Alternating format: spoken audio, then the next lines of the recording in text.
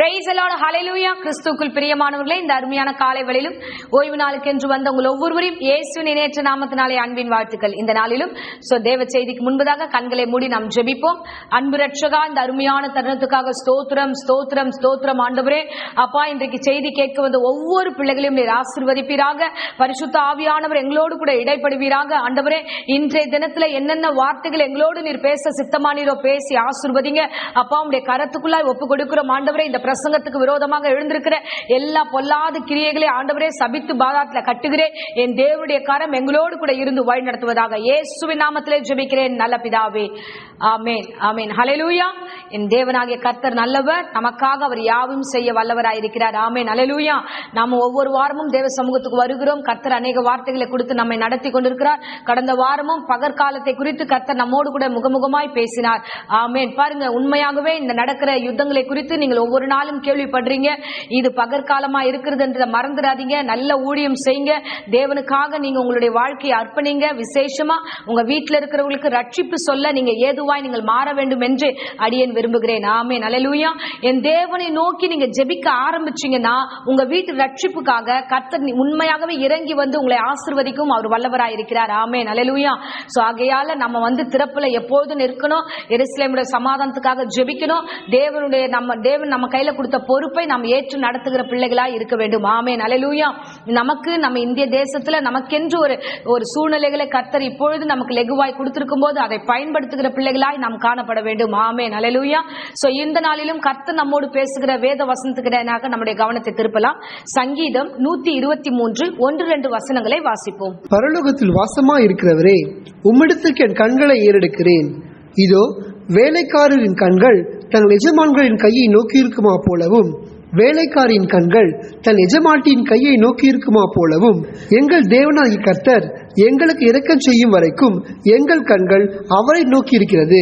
ஆமென் ஹல்லேலூயா. கர்த்தர் நல்லவர். இந்த வேத வசனத்துல கர்த்தர் இந்த காலை வேளையில உங்களோடு கூட இடைப்படுகிறார். பாருங்க, யாரெல்லாம் எந்த பலவீனத்தோடு தேவனை நோக்கி ஆண்டவரே எங்களுக்காக மனம் இறங்குங்க என்று சொல்லி ஜெபித்துக் கொண்டிருந்தீர்களோ, என் தேவனாகிய கர்த்தர் அந்த காரியங்களை காண்கிறார். ஆமென் ஹல்லேலூயா. பரலோகத்தின் தேவனை நோக்கி ஆண்டவரை நோக்கி எனக்கு இரக்கம் செய்யுங்க ஆண்டவரே, எங்களுக்காக இறங்கி வாங்க ஆண்டவரே, எங்களுடைய காரியத்தை பாருங்க என்று நீங்கள் யாரெல்லாம் ஜெபித்தீர்களோ எல்லா ஜெபத்துக்கும் அவர் பதில் தரவும் வல்லவராய் இருக்கிறார். பாருங்க, 2வது வசனத்துல நம்ம வாசிக்கிறோம், இந்த வேளையில வேலைக்காரருடைய கண்கள் எஜமானனை நோக்கி இருக்கிறது போல, ஒரு வேலைக்காரருடைய கண்கள் அந்த எஜமாட்டியை நோக்கி இருக்கிறது போல என் தேவனாகிய கர்த்தரை நோக்கி என் கண்கள் இருக்கிறது, எனக்கு அவர் இரக்கம் செய்வார் என்று விசுவாசத்தோடு அவர்கள் நோக்கி பார்க்கிறார்கள். ஆமென். அவரை நோக்கி பார்க்கிற முகங்கள் வெட்கப்பட்டு போனதில்லை. அவரை நோக்கி பார்த்த முகங்களை கர்த்தர் கைவிட்டதே இல்லை. ஆமென். இந்த ஜெபத்தை நீங்க கடந்த நாட்கள் ஜெபம் பண்ணிருக்கலாம். ஆண்டவரே எனக்கு இரக்கம் செய்யுங்க ஆண்டவரே, எங்க வாழ்க்கையில ஒரு பெரிய அற்புதங்களை செய்யுங்க ஆண்டவரே, நாங்க இன்னும் தள்ளாடிக்கிட்டே இருக்கிறோம், இன்னும் நாங்கள் இடர்களாவே இருக்கிறோம் ஆண்டவரே, எங்களுக்கு இரக்கம் செய்யும் என்று போராடி ஜெபிக்கிறவர்களுக்கு கர்த்தர் பதில் கொடுக்க வல்லவராய் இருக்கிறார். ஆமென் ஹல்லேலூயா. பாருங்க, இந்த ஞானமுள்ள இந்த ஜெபத்துக்கு ஆண்டவர் பதில் தருவார். ஆனா நிறைய நேரங்களில் நம்ம என்ன பண்ணுகிறோம் என்றா மனுஷனை நோக்கி பார்க்க ஆரம்பிச்சிடும், மனுஷனை நோக்கி எதிர்நோக்கி காத்திருக்கிறோம். அவங்க நமக்கு இரக்கம் செய்வாங்க, அவங்க எனக்கு வழிகளை கொடுப்பாங்க, அவங்க என்ன வழி நடத்துவாங்கன்றதுனால நம்மளுடைய வாழ்க்கை நாட்களில் எல்லாமே ட்ரையா போகுது. நம்முடைய ஆசீர்வாதங்கள் குறைவா இருக்கிறது, சரியான ஆசீர்வாதத்துக்குள்ளாக போக முடியல. அதனாலதான் நம்மளுடைய நினைவுகள் பயத்துக்கு நேரா போகுது, நம்முடைய நினைவுகள் பயத்துல பலவீனத்துக்கு நேரா போகுது. ஐயோ, காரியம் நடக்கவே இல்லையே என்றுதான் இப்போது நம்ம கர்த்தரை நோக்கி பார்க்கிறோம். பாருங்க, மனுஷரை நோக்கி பார்க்கிற வரைக்கும் நம்முடைய வாழ்க்கையில எந்த நன்மையும் நடைபெறாது. நீங்கள் எப்பொழுதெல்லாம் தேவனை நோக்கி பார்க்கிறீர்களோ, இந்த வேத வசனம் சொல்லப்பட்டது போல ஒரு வேலைக்காரன் அந்த எஜமான் எப்ப நமக்கு கூலி கொடுப்பாரு, எப்ப நம்ம நம்மளுக்கு படி அளப்பாரு, எப்ப நமக்கு எல்லா காரியத்தையும் செய்வாருன்னு காத்திருக்கிறானோ, அந்த மாதிரி தேவ சமூகத்துல அங்கே நோக்கி கர்த்தருடைய கண்கள் நோக்கி நீங்க காத்திருக்கும் பொழுது வேலைக்காரனாகிய ஒருவன் ஒரு எஜமானை நோக்கி காத்திருப்பது போலவே நீ காத்திருக்கிற வேலையெல்லாம் கர்த்தர் உங்களை ஆசீர்வதிப்பார். ஆமென் ஹல்லேலூயா ஹல்லேலூயா ஹல்லேலூயா. அந்த காலை வேளையில உங்களோடு கர்த்தர் பேசுகிறார். பாருங்க, தாவீது விதமாய் வசனத்துல சொல்லுகிறார். சங்கீதம் 34 நம்ம 5-6 வசனத்தை நம்ம வாசிக்கிறோம். அவர்கள் அவரை நோக்கி பார்த்து பிரகாசமடைந்தார்கள். அவர்கள் முகங்கள் வெட்கப்படவில்லை. இந்த ஏழை கூப்பிட்டான், கர்த்தர் கேட்டு அவனை அவன் இடுக்கண்களுக்கெல்லாம் நீங்களாக்கி ரட்சித்தார். ஆமென், ஹல்லேலூயா. தாவீதை போல ஒரு நன்கு அறிந்த மனிதனை நம்ம பார்க்க முடியாது. அவர் சொல்லுகிறாரு, நான் அவரை நோக்கி பார்க்கிறேன், அவரை நோக்கி பார்த்து பிரகாசம் அடைகிறேன். இந்த ஏழை கூப்பிட்டேன், என்னால முடியாது, நான் மனுஷங்கிட்ட போக முடியாது, நான் மத்தவங்க கிட்ட போக முடியாது, நான் போனா என்னை எல்லாரும் இக்னோர் பண்றாங்க, யாருமே என்னை ஏற்றுக்கொள்ள மாட்டாங்க. ஆனா நான் கூப்பிட்டேன், நான் கூப்பிட்டா என் கர்த்தர் இறங்கி வருவார். மனுஷன் இறங்க மாட்டான். மனுஷனுடைய எண்ணங்கள் எல்லாம் கல் நெஞ்சுமா இருக்கு. நம்ம கூட இருக்கிறவங்களுடைய மனதெல்லாம் வேற மாதிரி மாறுது. அவங்க கிட்ட போய் எனக்காக இறங்குங்கன்னு சொன்னா இறங்க மாட்டாங்க. ஆனா என் தேவனாகிய கர்த்தரை நோக்கி நான் அமர்ந்திருக்கிறேன். இந்த ஏழை கூப்பிடும் போதெல்லாம் என் கர்த்தர் எனக்காக இறங்குவார். அல்லேலூயா. என் அன்பு பிள்ளைகளே, தாவீதை போல நாமும் தேவனை நோக்கி காத்திருக்கிற வேளையில என் தேவன் தாமே இரக்கம் செய்ய வல்லவராய் இருக்கிறார். அல்லேலூயா. என் தேவன் உங்களுக்கு இரக்கம் செய்வார். என் தேவன் உங்களை வழி நடத்தவும் வல்லவராய் இருக்கிறார். அவர் இன்னார் என்பதை நீங்கள் அறிந்திருந்தா அவரையே நோக்கி நீங்கள் பார்க்கும்போது என் தேவன் உங்களை ஆசீர்வதிப்பார். ஆமென், ஹல்லேலூயா. தாவீது இவ்விதமாய் சொல்கிறார். சங்கீதம் 62 வாசிக்கிறோம், அவரை நோக்கி நான் அமர்ந்திருக்கிறேன், அவரை நோக்கி காத்திருக்கிறேன், என் தேவனை நோக்கி நான் அமர்ந்திருக்கிறபடினால, காத்திருக்கிறபடினால, என் பலனாய் இருக்கிற அவரை நான் நம்பி இருக்கிறபடினால நான் அசைக்கப்படுவதில்லை என்று அவர் இவ்விதமாய் சொல்லுகிறார். ஆமென், ஹல்லேலூயா. என் அன்பு பிள்ளைகளே, நாம தேவனை நோக்கி காத்திருக்கும் போதோ, அமர்ந்திருக்கும் போதோ, அவரை நோக்கி நாம் செயல்படும் போதோ நாம் ஒரு நாளும் அசைக்கப்படுவதில்லை என்பதை நீங்கள் அறிந்து கொள்ள வேண்டும். என் தேவன் உங்களை அசைக்க விட மாட்டார். என் தேவனை நோக்கி அவர்தான் பலன், அவர்தான் எனக்கு எல்லாமே, அவர்தான் உட்கார்ந்து இருந்தீங்கன்னா, அவரை நோக்கி காத்திருந்தீங்கன்னா உங்க வாழ்க்கையில எது தேவையோ அது செய்யவும் அவர் வல்லவராய் இருக்கிறார். ஆமென், ஹல்லேலூயா. என் தேவன் எவ்வளவு பெரியவர் பாருங்க. இந்த காலை வேளையில எந்த மன வேதனையோடு, அப்பா இந்த விஷயத்துக்காக எனக்கு மனம் இறங்குங்க ஆண்டவரே, அப்பா என் பிள்ளைக்காக நான் வந்திருக்கிற மனம் இறங்குங்க ஆண்டவரே, அப்பா நான் பலவீனத்தோடு வந்திருக்கிறேன், எனக்காக மனம் இறங்குங்க என்று இந்த வேளையில நீங்க காத்திருந்தீங்கன்னா என் கர்த்தராகிய தேவன் உங்களுக்காக யாவும் செய்ய அவர் வல்லவராய் இருக்கிறார். ஆமென், ஹல்லேலூயா. என் தேவன் நல்லவர். பாருங்க, நம்ம ரூத்தின் சரித்திரத்துல ஒரு காரியத்தை நம்ம வாசிக்கிறோம். ரூத் பாத்தீங்கன்னா நகோமியோடு கூட இந்த வேளையில பெத்லகேமுக்கு வருகிறார்கள். மோவாப்ல இருந்து இவங்க வரும்பொழுது தன் கணவரை இழக்கிறார்கள். 2 பேருடைய கணவரும் இழந்து போகிறார்கள். வருமானமே இல்லாம, வழியே இல்லாம, சாப்பாட்டுக்கு வழி இல்லாம அவங்க வெறுமையாய் வருகிறார்கள். வரும்பொழுது இங்க போவாசுடைய வயல்வெளிக்கு ரூத் கடந்து போகிறா.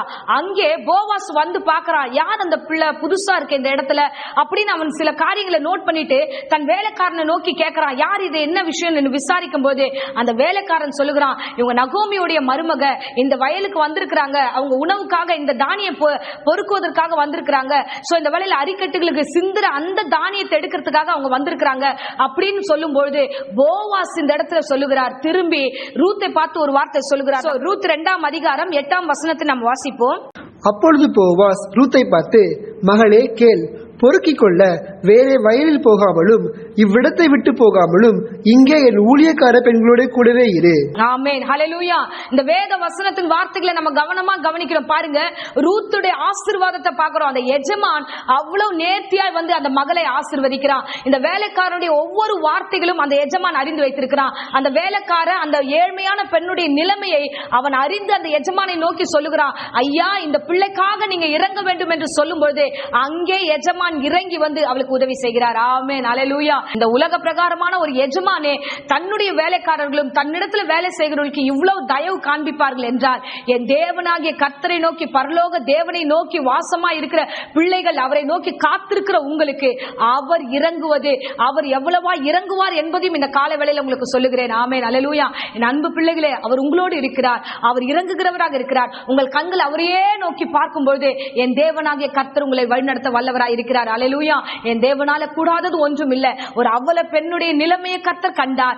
ஆண்டவர் அவளை ஆசீர்வதித்தது போல, ஒரு ரூத்தை ஆசீர்வதித்தது போல அவள் வந்து எப்படியாகிலும் இந்த வயல்ல நமக்கு ஏதாவது கிடைக்காதா, இந்த எஜமான் நமக்கு ஏதாவது செய்ய மாட்டாரா என்று எதிர்பார்ப்போடு கூட அந்த இடத்துல அவ கடந்து போகும்போது அந்த எஜமான் அவனை ஆசீர்வதித்தார். இன்றைக்கு காலையில பிரசங்கத்தை கேட்க வந்த அருமையானவர்களே, எதெல்லாம் இழந்து வந்தீர்களோ, என்னெல்லாம் காரியத்தை இழந்தீர்களோ, ஒருவேளை சுகம் இழந்திருக்கலாம், நன்மைகள் இழந்திருக்கலாம், ஏதோ ஒரு வகையில நீங்கள் பாதிக்கப்பட்டு வந்திருந்தீங்கன்னா எஜமானை நோக்கி, ஆண்டவரே நீங்கள் இரக்கம் செய்யும் வரை உம்மையே நோக்கி நான் காத்திருப்பேன் என்று சொல்லுவீர்கள் என்றால் என் கர்த்தராகிய தேவன் உங்களுக்கு இறங்கி வந்து உங்களை ஆசீர்வதிக்க வல்லவராய் இருக்கிறார். ஆமென், ஹல்லேலூயா. சங்கீதத்துல விதமாய் நம்ம வசனத்துல வாசிக்கிறோம். 73ஆம் சங்கீதம் 25ஆம் வசனத்துல விதமாய் வசனம் சொல்லுகிறது, என் பரலோக தேவனை அல்லாமல் எனக்கு வேற யார் உண்டு. நம்ம வாசிப்போம்.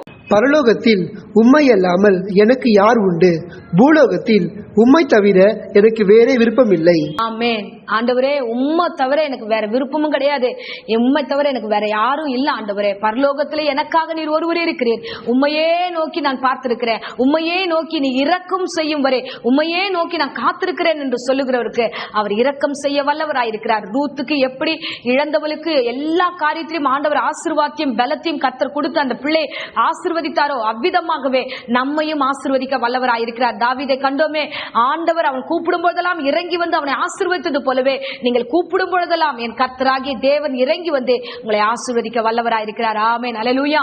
சோ வேலைக்காரருடைய கண்கள் எஜமானை நோக்கி காத்திருப்பது போல நீங்கள் கொஞ்ச நாள் காத்திருக்கிறதை கர்த்தர் அறிகிறார். என் தேவனாகிய கர்த்தர் உங்களை ஆசீர்வதித்து உங்களை நிறைவாய் நடத்த வல்லவராயிருக்கிறார். இப்பொழுதும் அடியேன் உங்களுக்காக ஜெபிக்கிறேன். இருந்த இடங்களை கண்களை மூடி நாம் ஜெபிப்போம்.